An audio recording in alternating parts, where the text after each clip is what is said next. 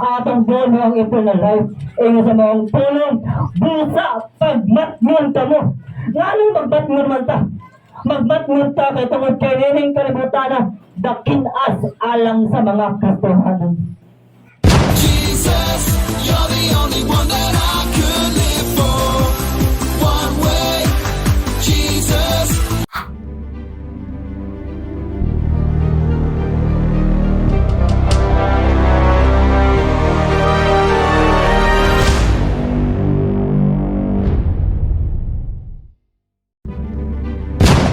Amaw po ang kasulatan diha makita sa unang Korinto Kapitulo 9.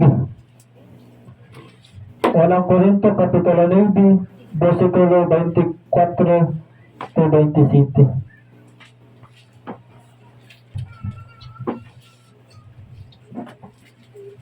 Nagaingon,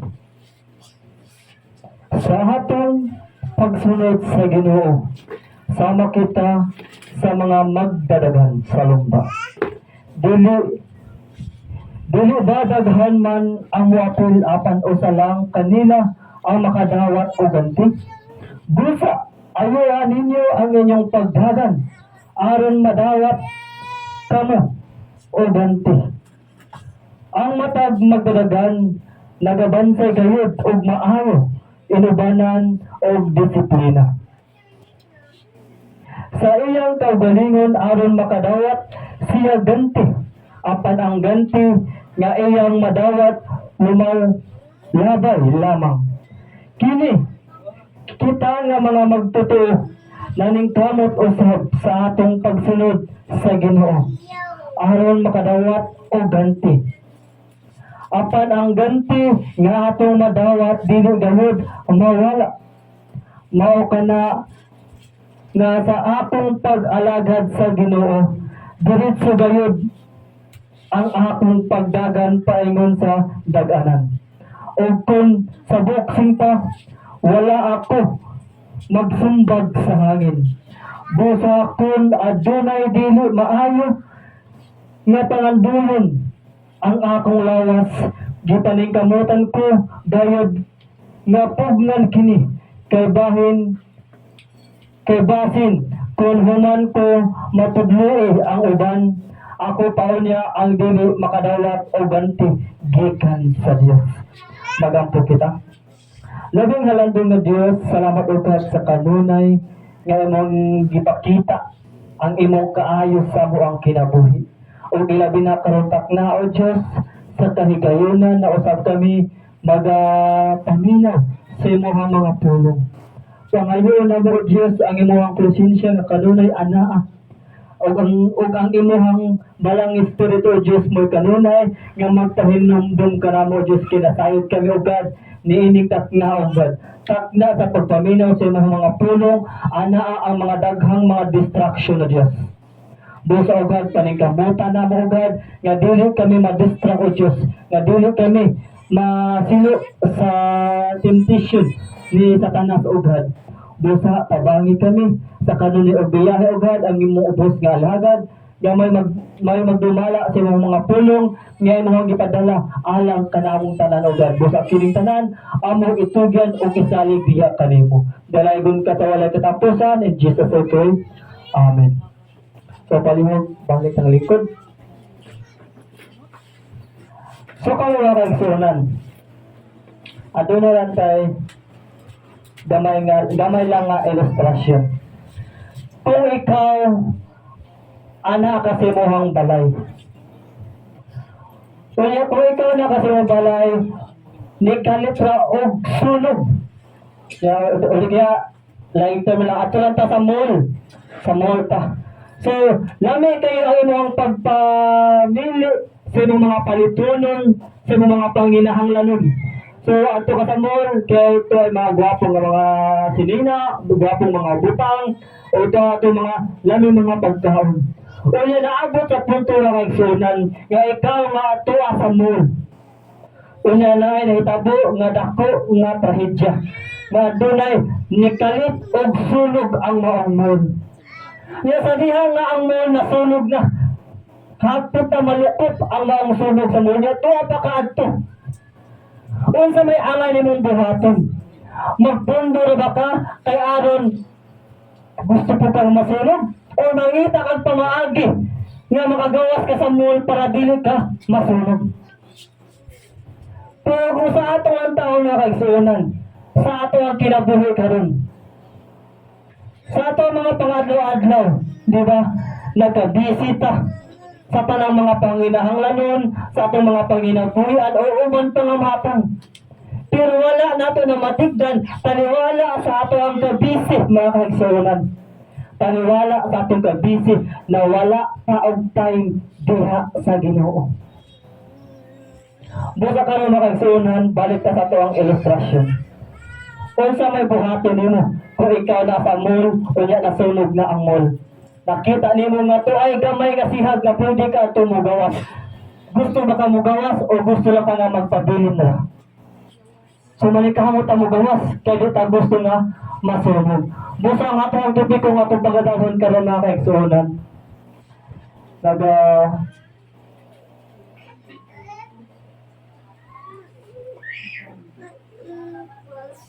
Hisgot kini og run for your life. Dagan para sa imong kinabuhi. Kaya kung di ka dagan sa mga sunog, mabuhi ba ka? Mamatay ka. Sa ato ang pag-alagad diha sa Ginoo mga kaigsunan, ang Dios nga nagkanunay nga nagpahimang mo sa ato ang kinabuhi. Nya sa imong pagdagan, diretso ato bang kanako. Busa dagan para sa imong kinabuhi mga kaigsunan. Kaya matod pa sa atong text, sa atong pagsunod sa Ginoo, sama kita sa mga magdadagan sa lumba. Dili ba nadaghan man ang muapil, apan usa lang kanila ang makadawat o ganti. Busa ayuha ang inyong pagdagan aron makadawat kamo o ganti.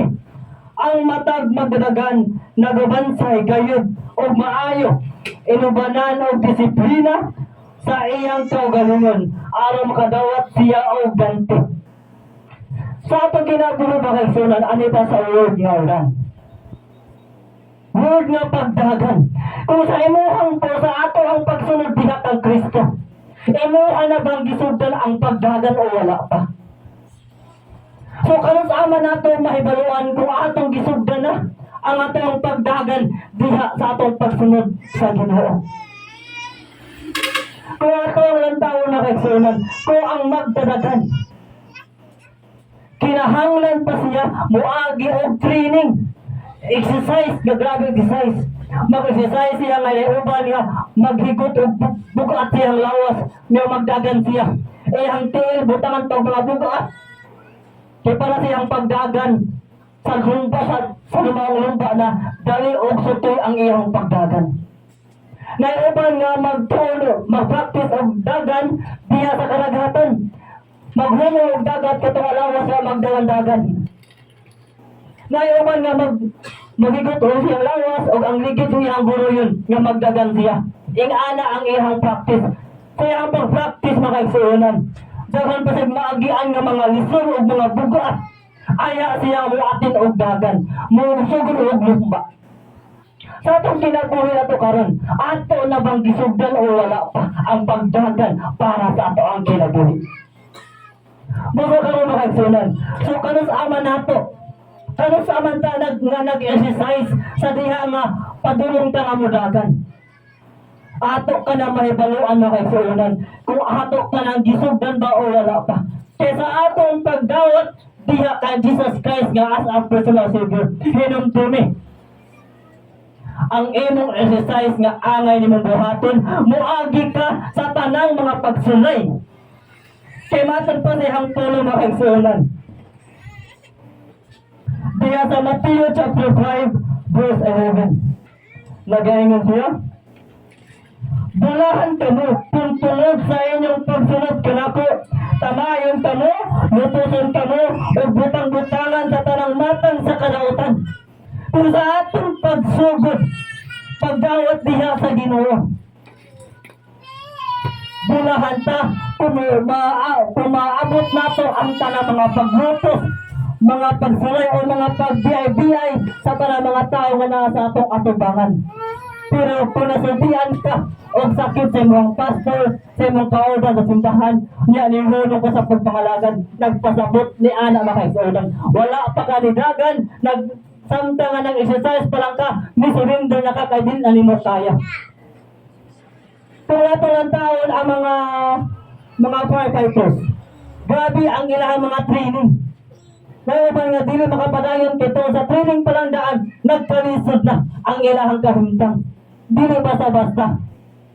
So sa atong kinabuhi karon, sa atong pagpangalagad diha sa Ginoo,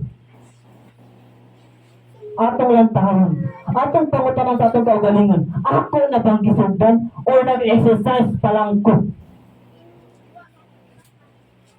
Mahibaluan nato makigsunan kung kita nagsugod og dagan. Kaysa tayo paliwala sa ta mga paglutos nga ato magian kung ato na ma-recover, kung ato na malabyan, nagpasabot ana, is humana ang imuhang training, humana imong practice. So nagsugod na ka, kinakaya nimo ang tanang mga pagsulay nga imong nagian. O gilabi na makigsunan, kung ang Diyos mo disiplina sa ato ang kinabuhi. Kimatin pa sa Hebrehanon Kapitulo 12, versikulo 6 mga kaisonan. Ato makita sa ato ang kagalingon karon. Ato ang mahibaluan mga kaisonan kung sa atong pagdisiplina sa Ginoo, nihunong bata sa pagpangalagad. Kahit mo nihunong ka, pasabot ana, wala pa ka nagsugod pagdagan paingon sa dag-anan. Kaya sa training pa lang, wala na. Matong panini, kaya disiplinahon sa Ginoo ang iyang anak nga ginahigugma o kastigo niya ang tanang nga giisip niyang mga anak. Diba? Disiplinahon sa Diyos ang iyang mga higugma o kastigo niya ang tanan nga giisip niyang anak. Kung sa atong kinabuhi, kung sa atong pagsunod diha sa Ginoo mga kaigsuonan,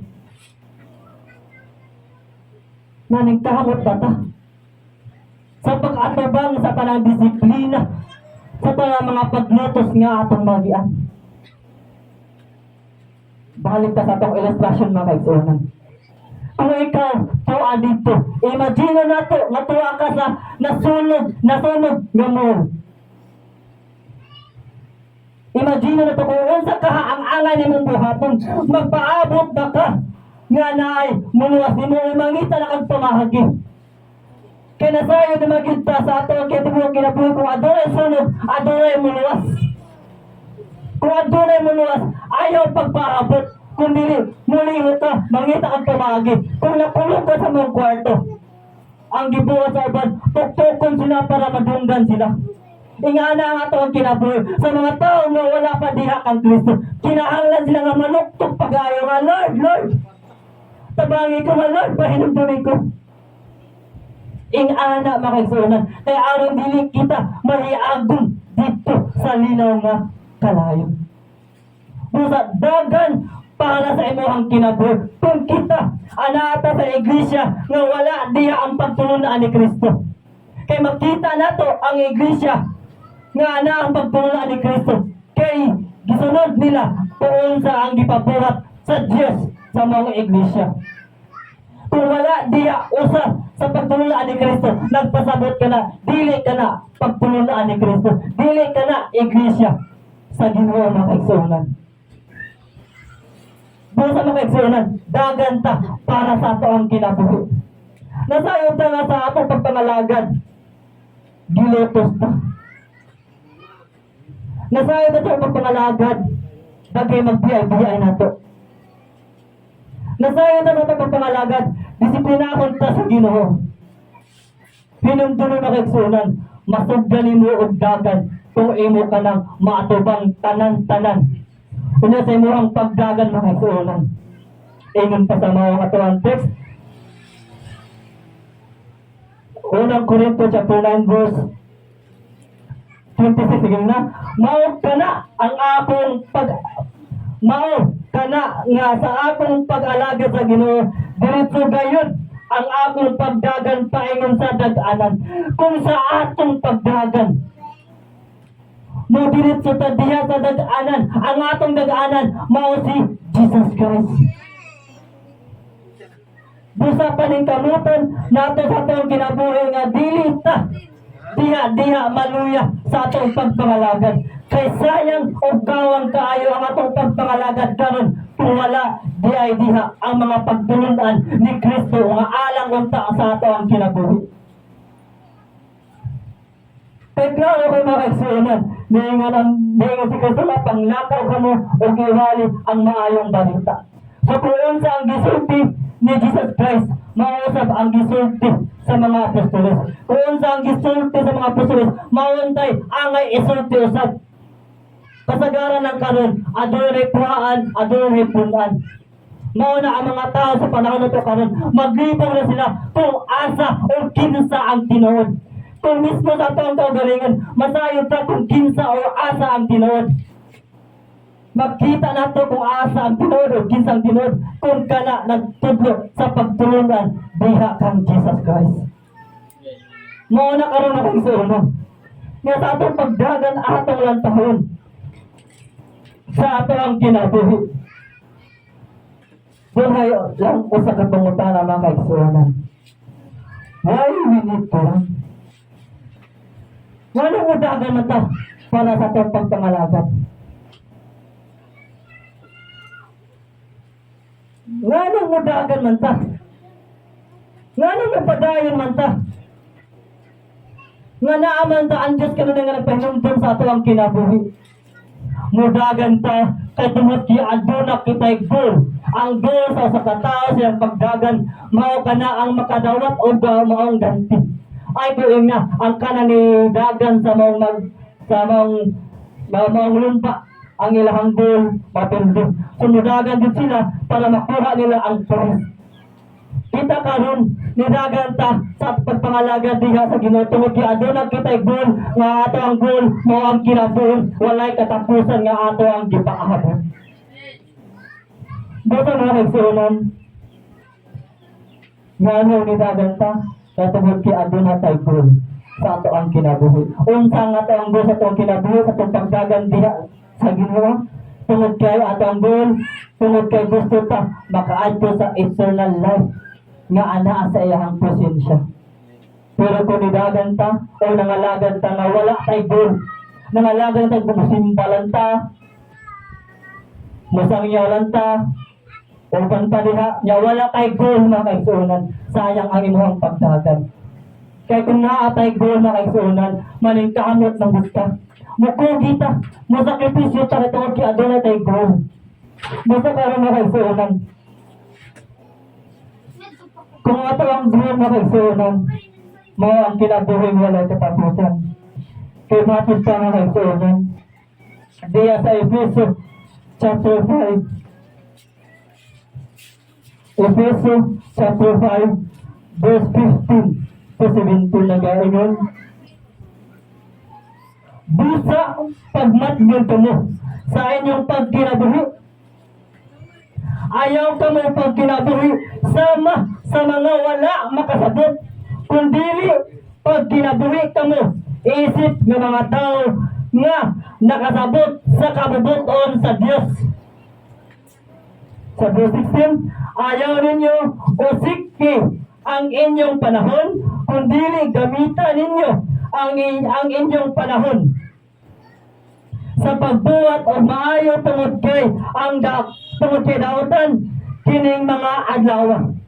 Ayaw kamo pagpakabuang, kundili sabtan ninyo kung unsa ang kabuton sa Ginoo alang sa inyong kinabuhi. So magagsunan, atong goal mo ang eternal life. Ingo sa mga tulong, busa pagmatngon ka mo. Nga nung magmatngon man ta? Magmatngon ta kay tungod kay nining kalibutan na dakinas alang sa mga Kristohanon. Kay naadinita ng mga pagsulay nga iyang maagian. Kay kung ma-slide siya, matumba gid siya. Kung sa iyang pagtumba, depende niya, may bangon ba siya o hindi na. Kasi may nasuway ang na slide. Madam Ag. Diba kita? Kung may slide ang Madam Ag, taro ba? Mabalog ba ta? Yun ako, sa ito kong balog, mamapahag ba ganita? Kaya na yung bullying. Ingana o sa kita ka rin. Sa itong pagpangalaga diya sa Ginoo. Mapandol ta ana, mapandol ta niya, mapandol ta ni anak. Hinumdumi. Pagpagi. Ingon ang Diyos nga, Lord, pasaylo ako, katungod niya, napandol ko. Pagpagi. Huwag tanga ang buling si mong kasing-kasing. Huwag tanga kasapuyo ni mo, ana, diha niya. O padayon pagserbisyo diha sa Ginoo. Kay dili nimo makuha ang maong ganti kung ikaw ni hunong sa pagdagan. Busa nga kagsunan sa ato ang kinabuhi. Ingon siya nga ayaw ka mo pag kinabuhi. Sama nining kalibutana kay daotan na kining kalibutana. Busa ang ito pagabantayan. Kay matod pa nini, ingon pa siya nga, ayaw ninyo usiki ang inyong panahon. Kung sa atong pagpadayon sa pag-alaga diya sa Ginoo, ayaw usiki. Kaya imo na kay kung imo nang usik-usik ka, sayang gayud kaayo. Sama sa usa ka tawo nga kaniadto nakadaog siya og lumba. Unya sa diha nga niatin sa goto lumba, nagsalig siya sa kagalingan nga makaya pa niya. Talagsa na lang siya nag-exercise. Sa diha pag-atin og lumba, napildi siya kay tungod kay nagsalig na siya kay siya mo'y nakadaog sa maong unang lumba. Ingani sa pakita karon sa diha nga ato nang naagian pa ng mga pagsulay, ayaw pagsalig nga wala pa'y pagsulay nga imong maagian. Napagayod na kundi ipadayon ka. Kaya hinumdumi mga kaigsuonan. Sa ato ang kinabuhi, angay na ito pagabantayan nga dapat panikamutan na ito pag-ayaw. If you have a chance to get up, go for it. Kung anak ka time, wala ka sa maong sunog, nakita niyo mga napakay pag-asa nga mugawas anak. Mugawas ka. Kaya kung di ka mugawas, mahiagom ka. Kung saan ang pagpangalagad ka rin, daghaan nagsusul ni mo, daghaan nag-BI ni mo. Kung makisabay ka niya nila, luwal ka. Pero kung ikaw mo'y mabuyag niya nila, muhawa. Hinandumi, paning kamuti, kay naay upang makatawhan na ay mga Kristohanan ka rin, nga lutaw bunot. Ang buot pasabot mga igsuunan, nagpa-Kristohanon lang sila para ingin nga Kristohanon. Pero sa ilang pang-adlaw-adlaw, dili makita nga Kristohanon. Nangalagad sila, pero tuapay mga bisyo, nga ilahang taga-balik-balikan. Nga dili naman taanay ng balikan. Kung natin chance nga mo gawas og hawa anak sa mga bisyo. Parang tao na bisyo. Parang tao na yung mga bad habit. Kung napaka-anak, gawas anak, kanapay chance. Sa wali, panagitrig, habang kung napay ginabuhi, kung naginhawa pa ka, napakay chance nga mabag-o pa ka. Napakay chance nga mausap pa. Habang may buhay, may pag-asa. Mga na kanunay nga na ito ang hirumduman mga kaisunan. Kung ano man, kinabuhi ang atong gisgutan. Kalag ang atong gisgutan. Kasayon talaga kining lawas, malipay sa mga pangkalibutanan sa pangatawhanan. Pero kanikahang ato ang espirituhanan. Mao kini mo hiagon sa panahon sa tanang mga pagsulay. Busa atong hinumduman na kaisunan. Kung napatay chance nga mugawas ta kay parang aram dili kita madisgrasya. Kay kinabuhi ang atong gisgutan, wala kita nagdula-dula, kay klaro kayo sa igingan sa Efeso 5:17 to 17. Kaya kayo mga kaisunan, maingat niya, ayaw ka mo pagkinabuhi sa mga wala makasabot. Ayaw ka mo pagpakabuhan, kundili sabta ninyo kung unsa ang kabuton sa Ginoo alang kanino. Sabto na to ang kabuton sa Ginoo mga kaigsuonan. Busa sa ato ang conclusion mga kaigsuonan. Ang na to ang hinumduman na to karon. Nga kung adunay tao nga muduo diha nimo, mutabang diha nimo para luwason ka. Ayaw pagduha-duha og duol diha niya. Kay usa siya ka instrumento nimo para mutabang nimo panahon sa ni anak mga igsoon. Sama niini mga igsoonan. So, kung na chance, kung adunay tao nga gusto mutabang nimo, ayaw langan-langan na. Kaya matupad ni Book of Jude, diya sa Judas, verse 22.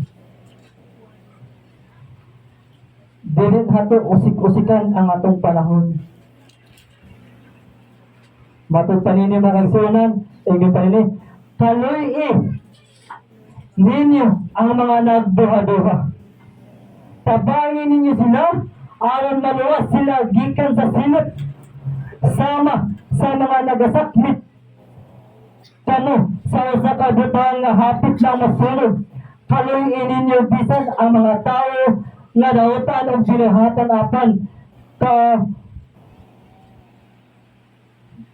apan kapirit ninyo ang ilang mga binuhatan. Pagbantay kamo kay bisan gani ang ilang mga bistri hugaw at tubangan sa Dios. Mga igsuonan, kung sa mga tao nga dunay pagduha-duha, ang pulong sa Dios nagaingon, ato silang kaluyan o ato silang tabangan aron maluwas, aron makalikay gikan sa silot sa maong kalayo nga walay pagkapalong mga igsuon. Busa tabangan nato o magtinabangay kita sa usag-usa. Kaya maodong ka na ang gipakita sa Ginoo sa ato ang kinabuhi karon nga dagan para sa imong kinabuhi. Individual ka na nagdagan para sa ato ang kalawasan. Pero maoy na kalami kay magtinabangay alang sa kalawasan. Individual ka nga nagdagan, dagan ang nagdagan, pero usas ang makaganti. Pero diha sa pagsunod sa Ginoo, daghan ang nagdagan, dagan ang nagtinabangay. Aron usab daghan ang makadawat og ganti. Busa mga igsuonan, run for your life. Daghang salamat ug mao sa pulong nga ato ang pagatunan karon. Ug ato ibalik og bulong himaya para sa atong buhay nga Dios.